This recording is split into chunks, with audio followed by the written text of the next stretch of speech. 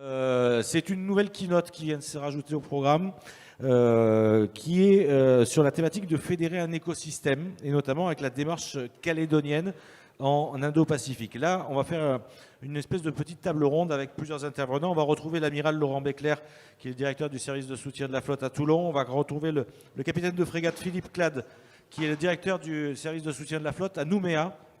Marc Le Hérissier, qui est responsable opération sur les porte-hélicoptères amphibies, qui fait partie du service de soutien de la flotte à Toulon, mais qui était aussi à Nouméa. Céline Pousse, qui représente le cluster maritime Nouvelle-Calédonie. Stéphane Kless, qui est le directeur de System Factory Toulon Var Technologies. Et nous avons probablement en ligne aussi Vaimoua Mouliava, qui est le ministre de l'Innovation du gouvernement de Nouvelle-Calédonie. Alors, ça a été évoqué tout à l'heure par Monsieur de Garidel, dans le propos introductif, maintenir les bâtiments de la Marine nationale, c'est sur l'ensemble des mers et océans qui font partie du territoire français, et ça se passe donc aussi outre-mer, avec des problématiques qui sont peut-être bien particulières. On va commencer avec vous, Philippe Clade. Vous êtes le directeur du SSF à Nouméa.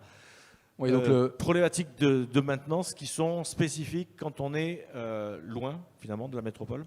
Voilà, donc la Nouvelle-Calédonie, c'est 16 000 km. C'est une communauté d'outre-mer à statut particulier, ou une communauté sui generis.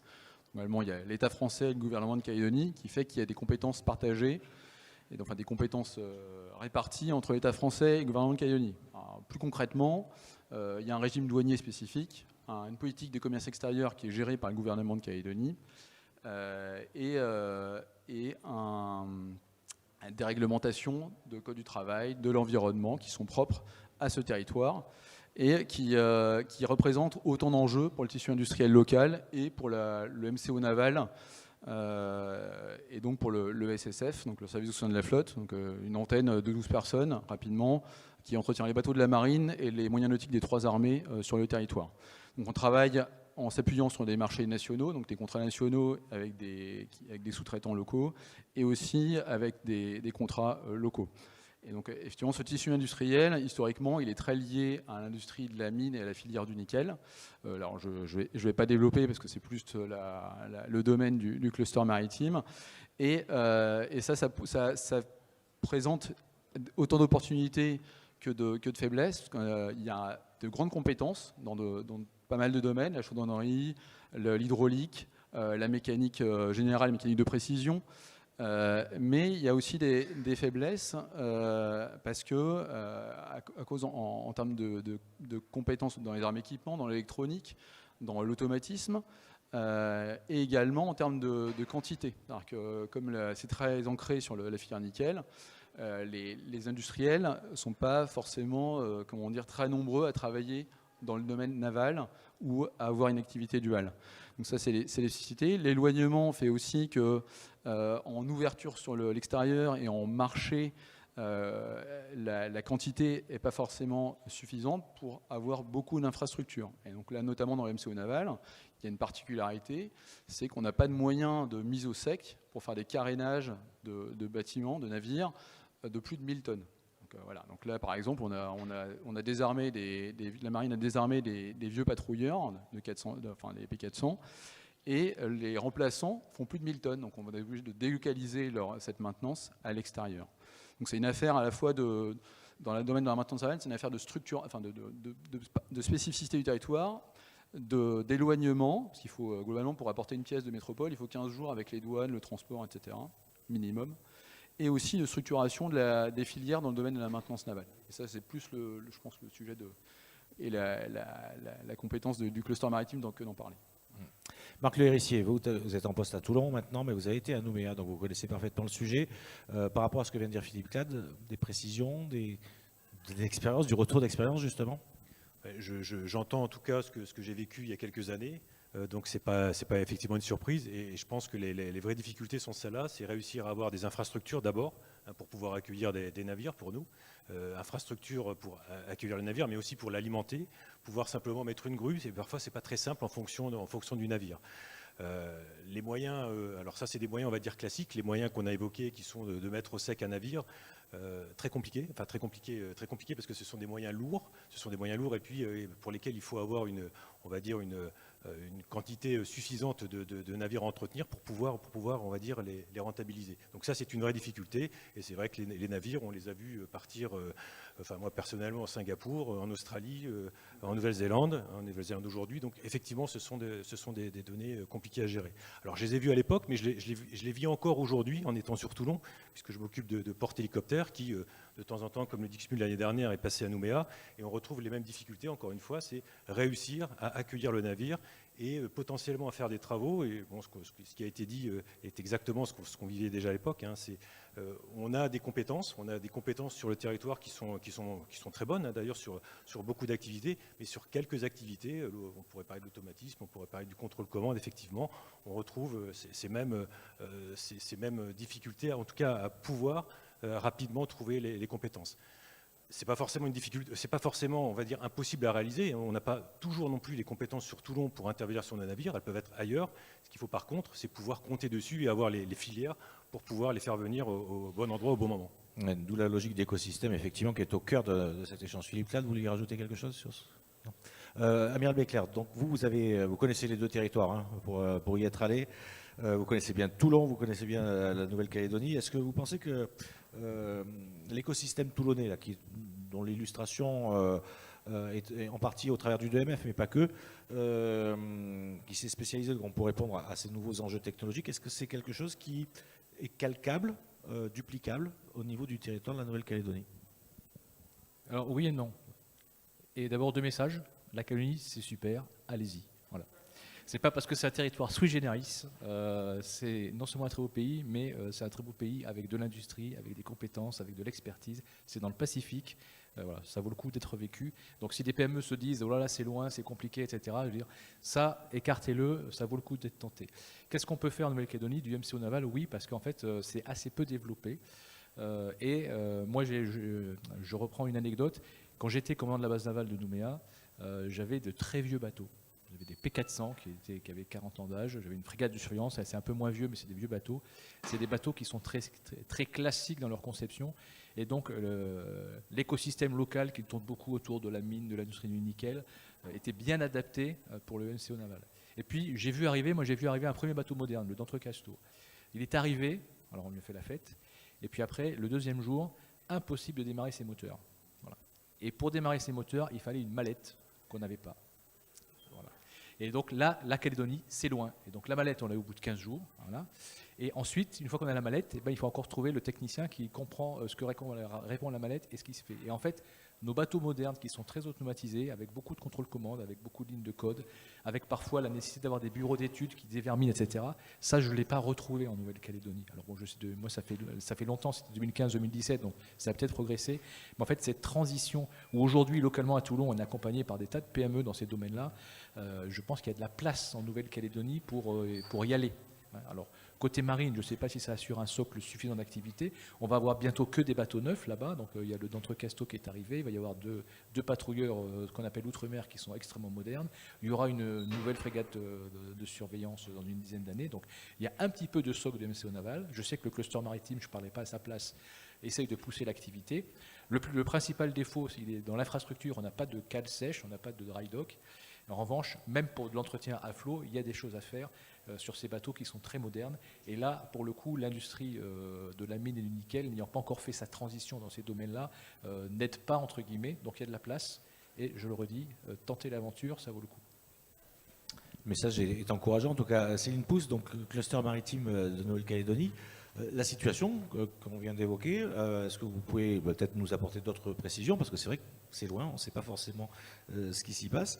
Justement, ces liens entre ces mondes industriels qui, pour l'instant, fonctionnent chacun dans leur couloir et qui pourraient peut-être se parler davantage. Merci. Donc Céline Pouche, je représente humblement donc, le cluster maritime aujourd'hui. Juste quelques chiffres. Il a été fondé en 2014.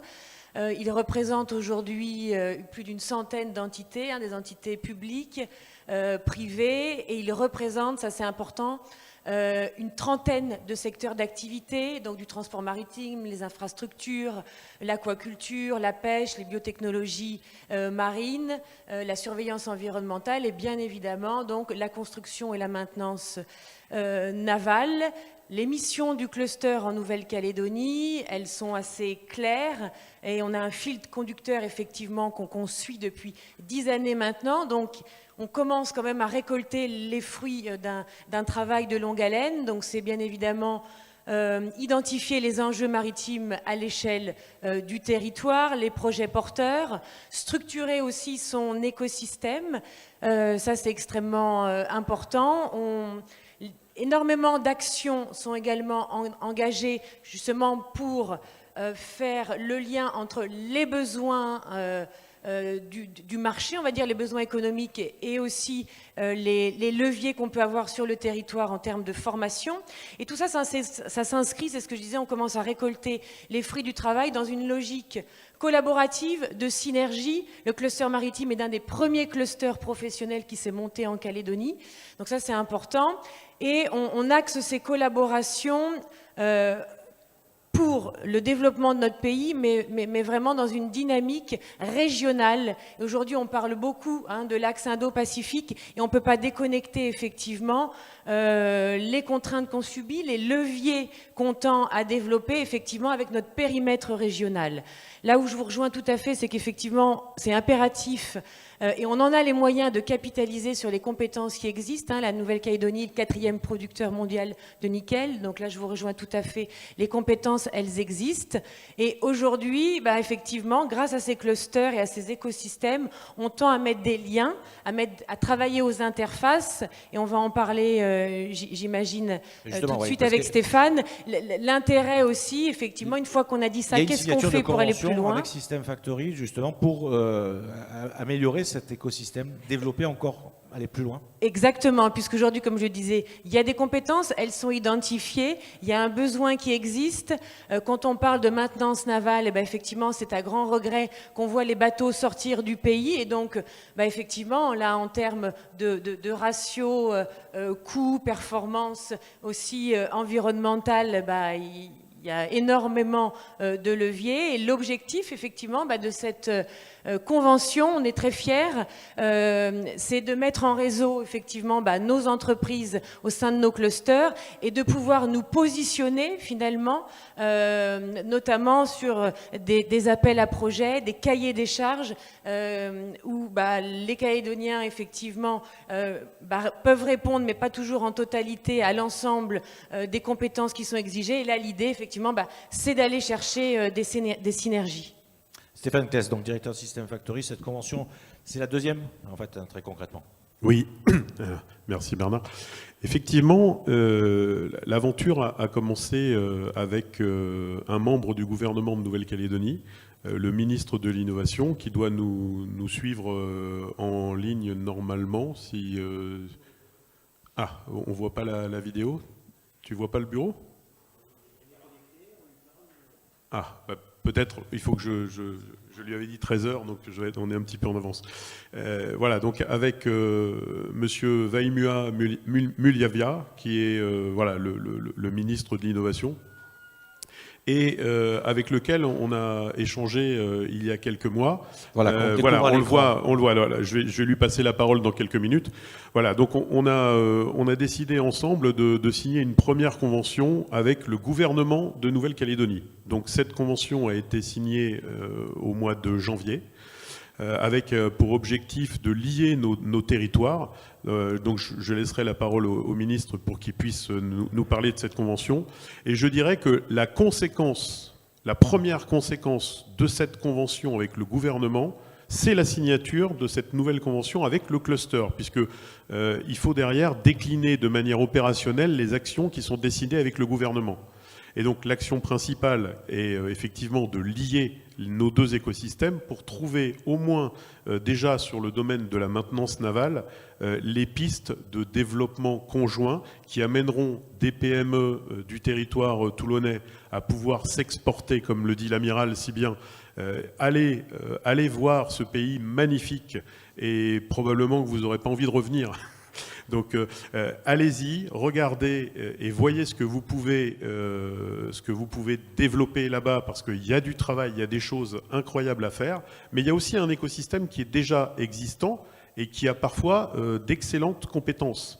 Donc ce travail, on doit le réaliser avec le cluster, on doit être capable d'identifier et de faire une cartographie avec la Chambre de commerce aussi de Nouvelle-Calédonie, une cartographie globale de tout l'écosystème pour que déjà les bases navales soient à même d'identifier localement des partenaires, parce que parfois ils existent, mais on ne les connaît pas forcément. Et ça, c'est le travail en premier lieu du cluster de réaliser ce premier travail. Mais ensuite, derrière, à partir des compétences qui manquent, que nous, on soit capable de les exporter et d'envoyer nos entreprises pour compléter, soit à travers de partenariats. C'est pas forcément l'installation d'une entreprise directement, ça peut être aussi une licence d'un produit, comme Enovia est en train de le faire avec le Canada. Typiquement, des partenaires locaux qu'on trouve et qui vont développer l'utilisation de technologies qui ont été développées ici sur Toulon. Alors peut-être on va passer la parole à Monsieur le ministre de l'Innovation. Je suppose que vous nous entendez.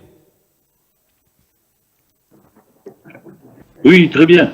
Merci. Très bien. Vous m'entendez?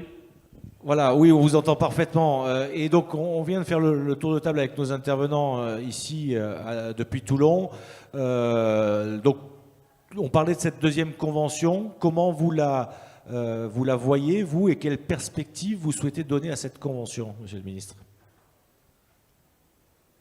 Écoutez, beaucoup de, comme on dit chez moi, beaucoup de chair. Tout d'abord, je voudrais vous saluer tous, vous envoyer des salutations océaniques depuis l'océan Pacifique au contre-amiral Laurent Bechler, le capitaine de frégate Philippe Crad, Marc le Rissier, et puis notre amie Madame Céline Pousse, que j'ai plaisir à revoir et à réentendre ce soir ici, puisqu'il est 23 heures. Qui a apporté ici une start-up qui s'appelle AEL et qui montre qui est aussi l'incarnation d'une dynamique de la tech et de l'innovation en Nouvelle-Calédonie. Salut aussi Stéphane Pless. Alors, écoutez, moi je suis beaucoup depuis tout à l'heure les débats, enfin les échanges qui ont lieu aujourd'hui chez vous. Écoutez, moi c'est assez simple, je ne suis pas quelqu'un de très compliqué dans la vie. Nous vivons une crise systémique et puis, comme vous le savez, pour ceux qui s'intéressent à la Nouvelle-Calédonie, nous avons une crise du nickel et des usines, des industriels. Nous avons 3 industriels ici en Nouvelle-Calédonie et on traverse une crise du nickel.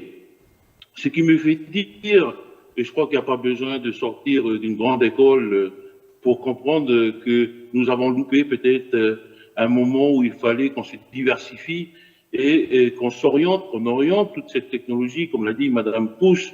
Nous avons ici des compétences, notamment sur le cluster, dans le cluster maritime, mais aussi à travers toutes nos usines, nous avons des compétences dans la maintenance, dans cette technologie. Et finalement, peut-être que au moment où nous vivons, nous nous rendons compte, je crois que c'est le principe de l'humanité, il faut embrasser un mur pour comprendre qu'on ne s'est pas réveillé avant.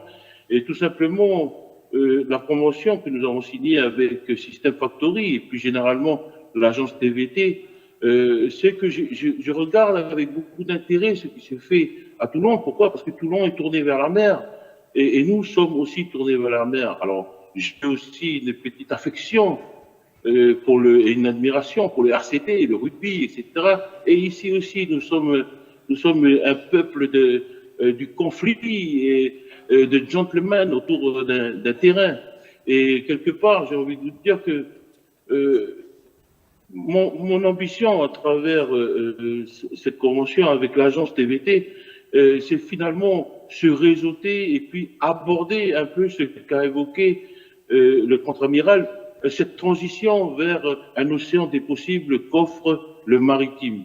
Et il a très bien dit, le contre-amiral, ici, et puis Madame Pousse, beaucoup de bateaux s'en vont ailleurs parce que manque de cale-sèche, etc., pour la maintenance. Et tous ceux qui s'intéressent à la maintenance savent que la maintenance, à travers l'innovation, optimise et puis va vers ce qui n'est plus une option, finalement, qui est une obligation, c'est la performance.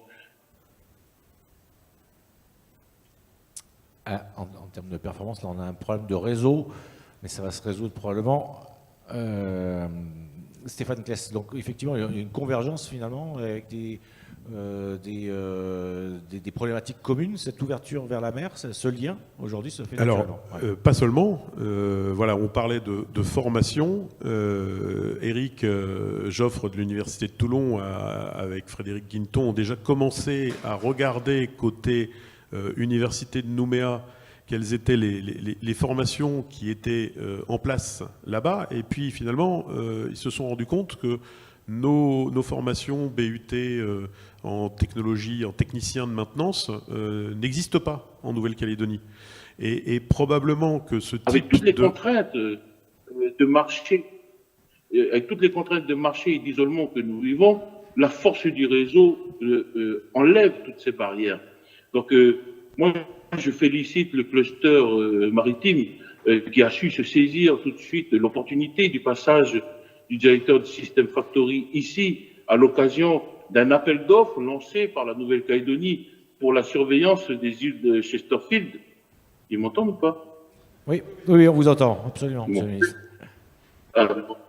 Dans les îles Chesterfield, qui a donné déjà la corporalité d'un partenariat intelligent pour répondre à cet appel d'offres du gouvernement pour la surveillance des îles Chesterfield, avec une technologie de pointe. Alors là, c'est le mariage de C-Sigma et de A-System, qui est aussi en Nouvelle-Calédonie et en Polynésie française, qui a permis finalement de mettre en œuvre cet appel d'offres et de surveiller les îles Chesterfield, qui s'inscrivent finalement dans la surveillance du parc de la mer de Corail. Donc voilà ce que j'avais envie de dire. Et puis je suis actuellement ce qui est dit, mais je me suis renseigné aussi sur cet événement que vous vivez actuellement à Toulon, et je me dis qu'en termes de marketing territorial, mais aussi de réseautage, pour aider nos entreprises ici, nos PME, à s'inscrire dans cette trajectoire, il faut que le gouvernement crée des conditions favorables pour que nos entreprises, notamment ceux du cluster, puissent bénéficier non seulement des appels d'offres lancés au niveau national, et puis quand on dit niveau national, la Marine nationale est à Toulon, la Marine nationale est ici, le ministre de la Défense est passé et a fait avec le président Macron un certain nombre d'annonces qui, j'espère, sera suivi d'effet. Mais en attendant que ces annonces prennent de la corporalité, il faut bien que l'écosystème se prépare. Donc, cette convention avec l'agence TVT et System Factory, c'est quelque part l'occasion donnée pour notre écosystème pour se préparer à ce qui va arriver. Et puis, je l'ai dit, il y a la défense, le naval, mais nous avons aussi d'autres secteurs que nous aimerions développer en appliquant ces nouvelles technologies, et je suis certain qu'ils seront aussi efficaces dans d'autres secteurs, dans le développement d'autres secteurs. Donc voilà, tout simplement, remercier le cluster maritime, Madame Pousse, d'être sur place et de poursuivre cette trajectoire initiée un peu avec M. Kless, parce que ce n'est que le début et il faut que nous continuions à travailler ensemble, car je le sens, l'expérience de l'agence de TVT, l'agence de développement économique de Toulon, l'expérience et l'organisation, la gouvernance de System Factory, il me semble que c'est celui que nous devons dessiner ici, en Nouvelle-Calédonie, pour préparer cette transition tant attendue, cette diversification économique tant attendue par notre écosystème, évidemment nos entreprises, mais aussi les citoyens de notre pays. Et puis, cette proximité avec la marine, j'espère que nous l'aurons aussi ici à travers l'expérience de nos amis toulonnais et du Var avec la marine nationale ici en Nouvelle-Calédonie. Voilà. Je vous remercie. Merci beaucoup pour ces mots d'encouragement et puis surtout pour cette illustration très concrète. Stéphane Kless. Oui, juste pour rebondir, voilà, dans la convention que nous allons dévoiler avec Céline dès la fin de cette réunion, voilà, nous avons déjà commencé à prévoir, avec l'aide de Monsieur le Ministre, de réfléchir à un événement comme le 2MF que vous vivez ces jours-ci, mais cette fois qu'on a baptisé l'IPMF, l'Indo-Pacific Maintenance Forum. Et donc notre ambition, c'est de créer un événement peut-être même plus grand encore, parce que c'est vrai que sur la Nouvelle-Calédonie, il y a beaucoup d'industriels et de gros industriels que je ne soupçonnais pas moi-même avant de m'y rendre. Et donc la thématique de la maintenance, comme l'a dit Monsieur le Ministre, les mines, toute l'activité industrielle a besoin des mêmes thématiques.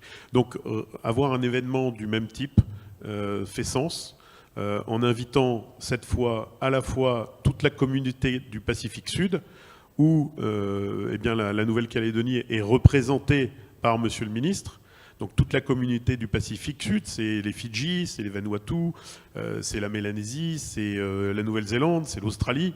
Voilà, donc on peut fédérer un événement global et puis aussi intégrer nos amis de la Réunion, puisque la problématique à la Réunion est la même, je dirais, que celle à Nouméa. Il y a peut-être effectivement un petit peu plus de moyens actuellement avec le dock flottant construit par Piriou, mais dans tous les cas, c'est la même problématique et il faut que se pose cette question si on n'a pas besoin d'avoir effectivement des équipements de ce type-là pour pouvoir développer la filière, et ça veut donc dire les acquérir, soit d'occasion, soit les construire. Enfin, il y a tout à faire et on est tous réunis autour de cette conférence pour le faire à travers ces 2 premières conventions. Eh bien voilà, de nouvelles perspectives sont ouvertes. Merci beaucoup, Monsieur le Ministre. Merci, Madame, Messieurs, de ces précisions. On va procéder à la signature de la convention, mais entre-temps, on va rendre l'antenne pour notre liaison YouTube. Merci, Monsieur le Ministre. Vous avez un petit mot, je vous en prie. Juste un petit dernier mot. Vous m'entendez? Oui, tout à fait. Oui. Écoutez, non, c'est juste pour vous dire.